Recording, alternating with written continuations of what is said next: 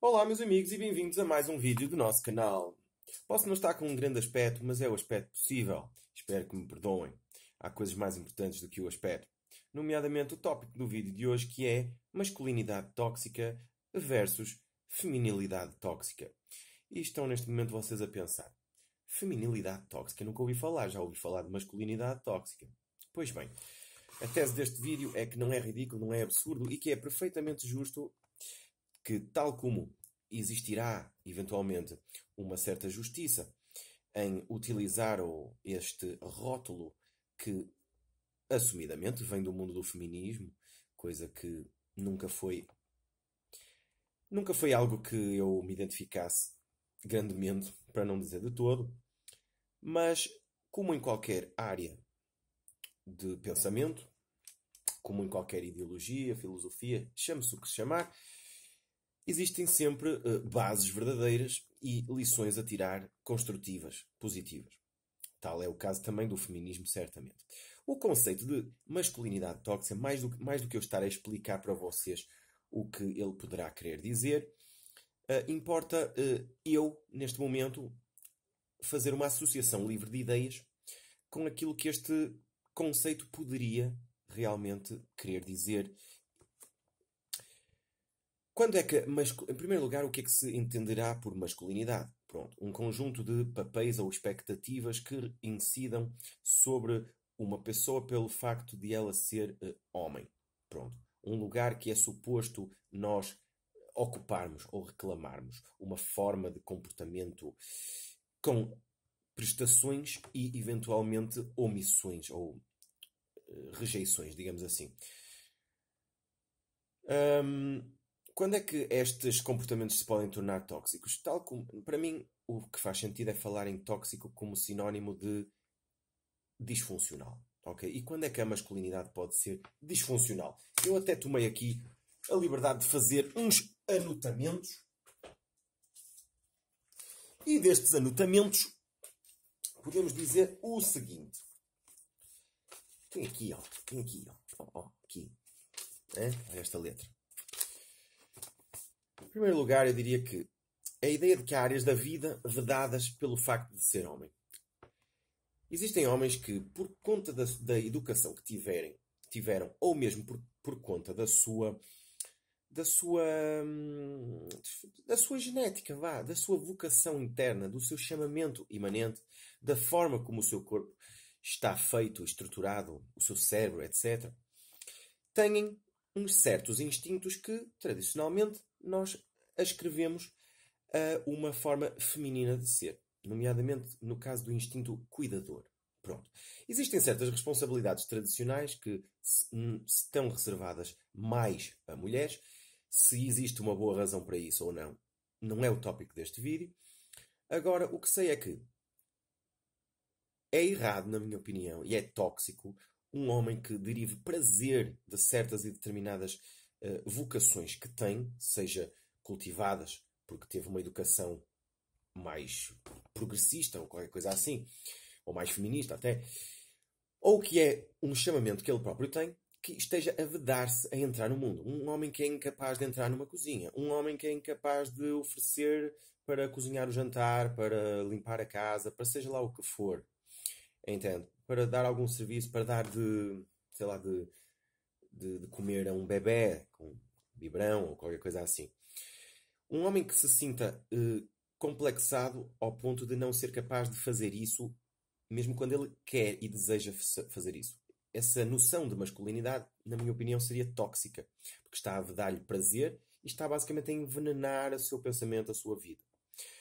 Por outro lado, temos a repressão de sentimentos e emoções. É suposto o homem ser o forte, aquele que tolera tudo sem se queixar, sem ventilar, sem chorar. O homem não chora. Lembram-se? Ahm, as expectativas, por exemplo, que existem de que um homem que se ponha a demonstrar carinho por outro homem, que abrace um homem mais do que uns segundos, ou qualquer coisa assim, que já é questionada a sua orientação sexual e coisas dessas, seria, por exemplo, uma noção de masculinidade tóxica. Outra das formas, por exemplo, a postura de agressividade ou reatividade que é esperada. É esperado que um homem seja mais assertivo, mais agressivo, que não tolere certas coisas, que parta logo para respostas mais primitivas, territoriais, mais animalescas e que demonstre, portanto, uma certa crispação. E estou a receber uma chamada neste preciso momento que estou a gravar o vídeo. Não posso, lamento. Pronto. E, por último, o chamado entitlement de posse. Este aqui, realmente, importa-me falar que é basicamente... Vocês já repararam quando existem, por exemplo, homens que acham que se seguirem certas coisas formulaicas, certas fórmulas de interação, se mostrarem, por exemplo, um mínimo de respeito para com uma mulher e consideração, quase que acham que ela lhes deve alguma coisa. Isso seria, por exemplo, uma noção de masculinidade tóxica, na minha opinião. Está a envenenar a comunicação, a dinâmica entre um homem e uma mulher, ao achar que ela é uma espécie de objeto face ao qual ele vai agir e que se ele respeitar certas normas de cortesia e boa educação, isso é suficiente para ela lhe dever alguma coisa. Nesse sentido. Agora, mais interessante neste vídeo é falar da feminilidade tóxica. E é basicamente, tipo, existe? Existe alguma coisa que seja tóxica em ser demasiado feminino? Existe, certamente. Porque tal como nós falamos da masculinidade tóxica, existe o reverso da medalha. Porque existe, nomeadamente, naquela parte das áreas da vida que os homens não se atrevem a entrar, por exemplo, mesmo que queiram, existe muitas vezes o reflexo disso na inabilidade das mulheres de permitirem ser ajudadas. Ok? De reclamar basicamente certos domínios da casa, domínios mesmo comportamentais, e os homens, se atrevem a entrar nesses mesmos domínios, são recusados. É quase como se sentissem que lhes estavam a passar um atestado de incompetência. Compreendem? Portanto, mulheres, o meu conselho é, se vocês encontram um homem que tem um sincero desejo de vos ajudar em alguma área da vida, deixem-se ser ajudadas. Isso não é um atestado de incompetência. Ele está a sentir-se bem, caso contrário, ele não ofereceria essa ajuda. Depois também a noção de ser escolhida em vez de escolher.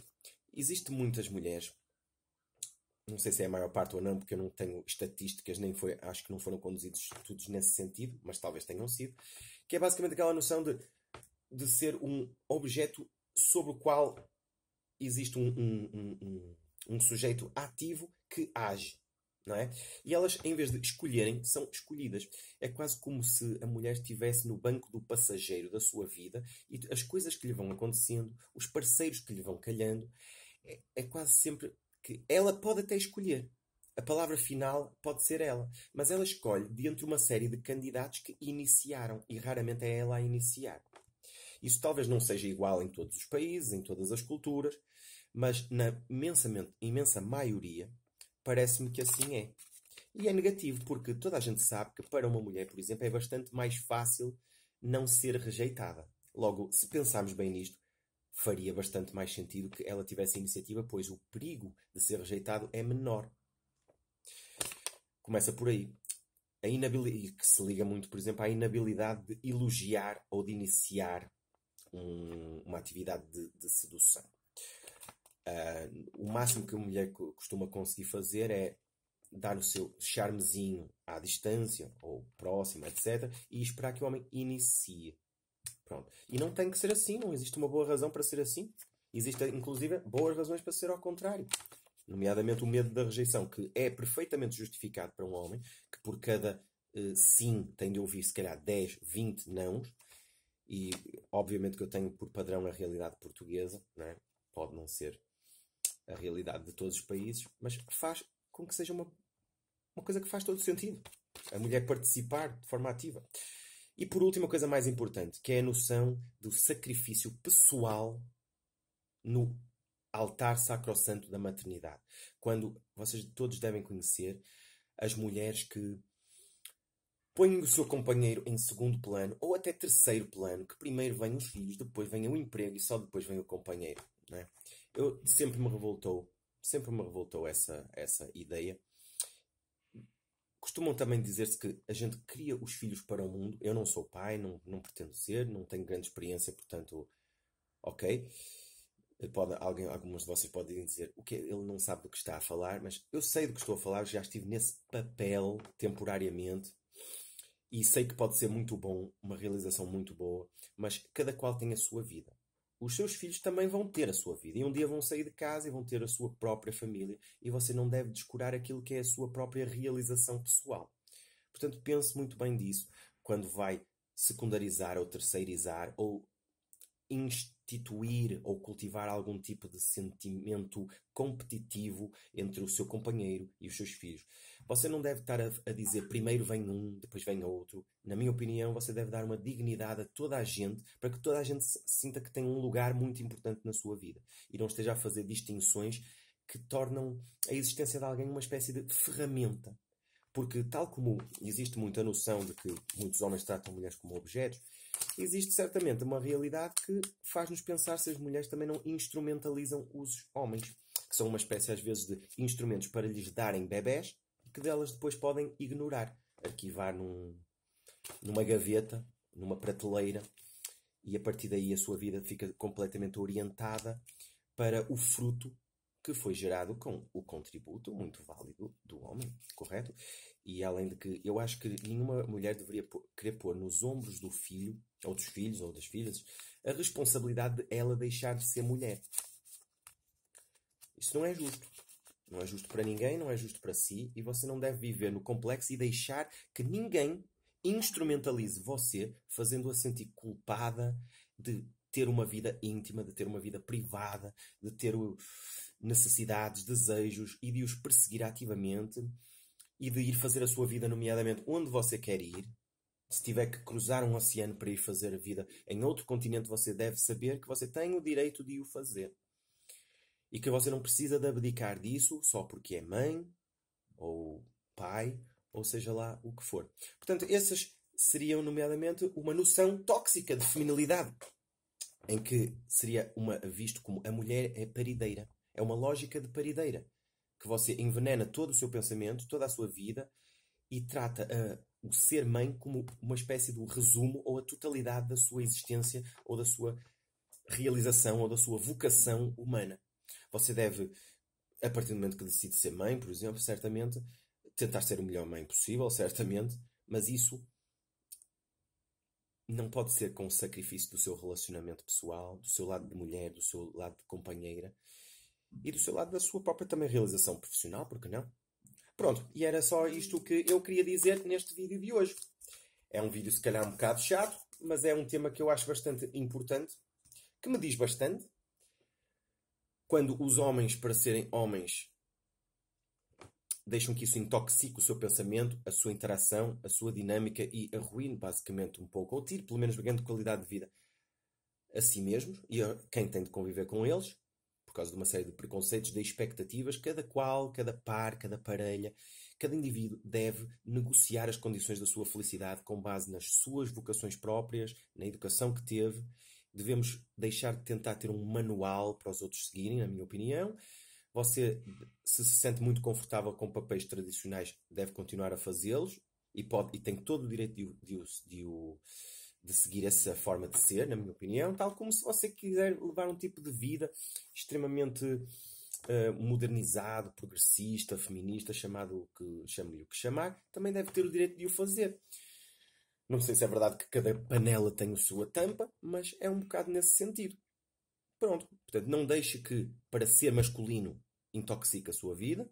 Você tem o direito a chorar, a exprimir sentimentos, a demonstrar fragilidade, sim, vulnerabilidade, a exprimir sentimentos e coisas assim, sem ter receio de que duvidem da sua orientação sexual. E você, mulher, tem todo o direito de ser mulher, de continuar a ser mulher antes, durante e depois de ser, nomeadamente, mãe, e deve aceitar a ajuda e não procurar reclamar e rejeitar o contributo dos homens e ter, se calhar, um bocadinho mais de iniciativa para não ser sempre aquele ser passivo sobre o qual exercem uma ação, em vez de estar no comando da sua vida e de saber que você está a criar a sua própria história. Você escolheu a pessoa com quem está nomeadamente, não foi simplesmente escolhida. É isto que eu tinha para dizer neste vídeo. Já me alonguei demais e espero que isto caiba no vídeo, que já vai em 15 minutos. Fiquem todos bem e até um próximo vídeo.